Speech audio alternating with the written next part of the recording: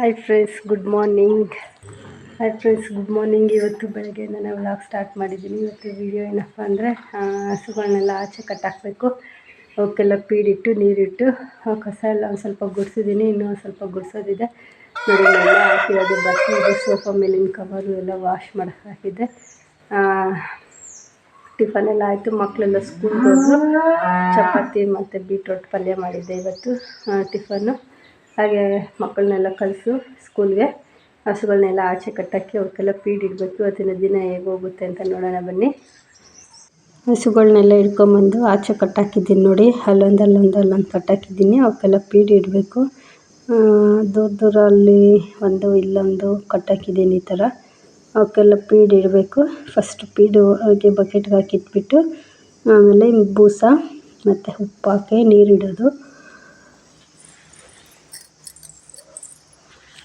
ಅವಕ್ಕೆ ಫೀಡ್ ಏನಾದರೂ ನೀರಿಗೆ ಹಾಕ್ಬಿಟ್ರೆ ಸರಿಯಾಗಿ ತಿನ್ನಲ್ಲ.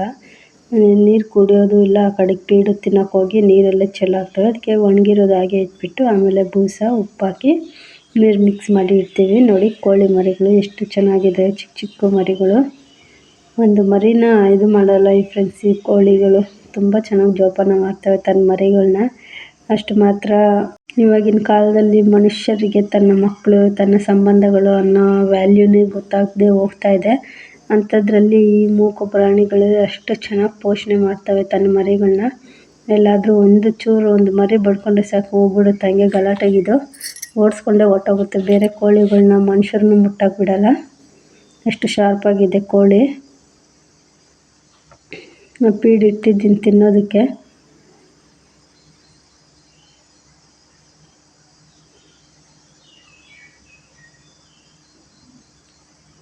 ಫೀಡ್ ಇಟ್ಮೇಲೆ ಎಲ್ಲದನ್ನು ಇಟ್ಕೊಬಂದು ನೀರಿಡೋದು. ನೋಡಿ, ಇಲ್ಲಿ ನೀರಿಗೆ ಬೂಸೆ ಮತ್ತು ಉಪ್ಪು ಹಾಕಿ ಕಲಸಿಟ್ಟಿದ್ದೀನಿ. ಕುಡಿದು ಬಿಡ್ತವೆ. ಫೀಡ್ ಅದರಲ್ಲೇ ಹಾಕೋದ್ರಿಂದ ಫೀಡ್ ತಿನ್ನೋಕೆ ಹೋಗಿ ನೀರೆಲ್ಲ ಚೆಲ್ಲಾಗ್ತವೆ. ಚೆನ್ನಾಗಿ ನೀರು ಕುಡ್ಕೋತವೆ. ನೀರಿಟ್ಬಿಟ್ಟು ಅಲ್ಲಿ ಚಪ್ರದ ಕೆಳಗಡೆ ಹಿಡ್ಕೊಂಡೋಗಿ ಕಟ್ಟಾಕೋದು ಫ್ರೆಂಡ್ಸ್. ನೋಡಿ, ಅಲ್ಲಿ ಈ ಕಡೆ ಮನೆ ಹತ್ರ ನೀರು ಇಡೋದು. ಆಚೆ ಒಂದು ಶೆಡ್ಡು ಮತ್ತು ನೈಟ್ ಒಂದು ಶೆಡ್, ಬೆಳಗ್ಗೆ ಒಂದು ಶೆಡ್ಡು ಮತ್ತು ನೈಟ್ ಒಂದು ಶೆಡ್ ಇಟ್ಕೊಂಡಿದ್ದೀವಿ. ನೈಟ್ ಈ ಕಡೆ ಮನೆ ಪಕ್ಕದಲ್ಲಿ ಒಳಗಡೆ ಕಾಂಪೌಂಡ್ ಒಳಗಡೆ ಕಟ್ಟಾಕ್ಕೊತೀವಿ. ಮತ್ತು ಬೆಳಗ್ಗೆ ನೀರಿಟ್ಟು ಅಲ್ಲಿ ಶೆಡ್ ಚಪ್ರದ ಕೆಳಗಡೆ ಕಟ್ಟಾಕ್ತೀವಿ. ನೀರಿಟ್ಟುಬಿಟ್ಟು ಎಲ್ಲದನ್ನು ಹಿಡ್ಕೊಂಡೋಗಿ ಅಲ್ಲಿ ಕಟ್ಟಾಕಿ ಹುಲ್ಲು ಹಾಕಬೇಕು.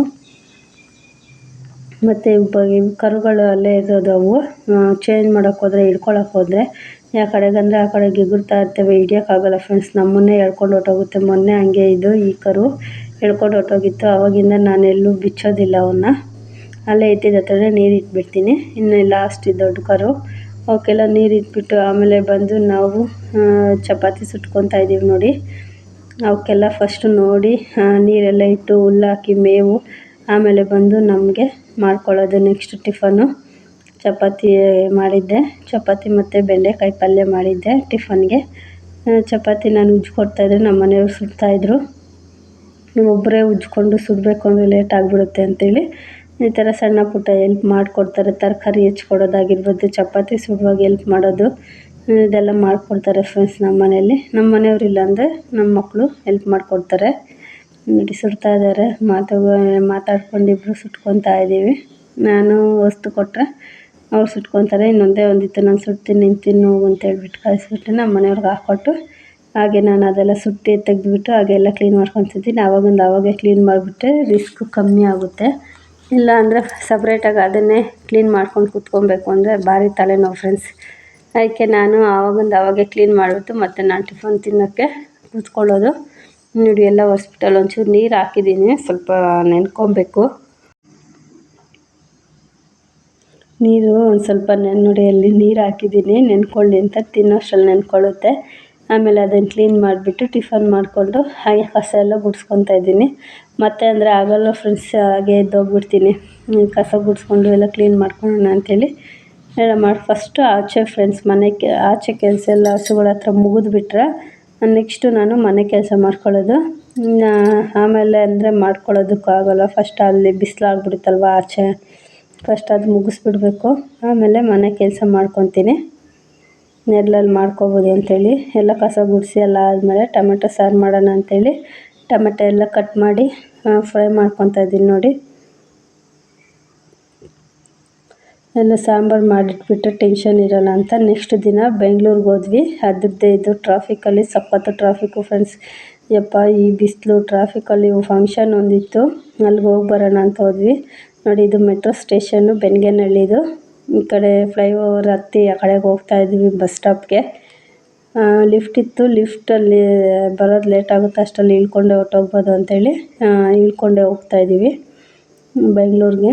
ಬೆನ್ಗೇನಹಳ್ಳಿ ಸ್ಟೇಷನ್ ಇದು ಟಿನ್ ಫ್ಯಾಕ್ಟ್ರಿ ಹತ್ರ. ನೋಡಿ ಬಸ್ಗೆ ವೆಯ್ಟ್ ಮಾಡ್ತಾ ಇದ್ದೀವಿ. ಹಾಗೆ ಬಸ್ ಬಂತು. ಇದು ನಮ್ಮ ಊರು ಫ್ರೆಂಡ್ಸ್, ನಾನು ಹುಟ್ಟು ಬೆಳೆದ ಊರು. ಇದು ಸಿಟಿನೇ ನಮ್ಮದು ಫುಲ್ಲು. ನೋಡಿ ಇದು ಊರೊಳಗಡೆ ನಡ್ಕೊಂಡು ಹೋಗಬೇಕು. Thank you for watching.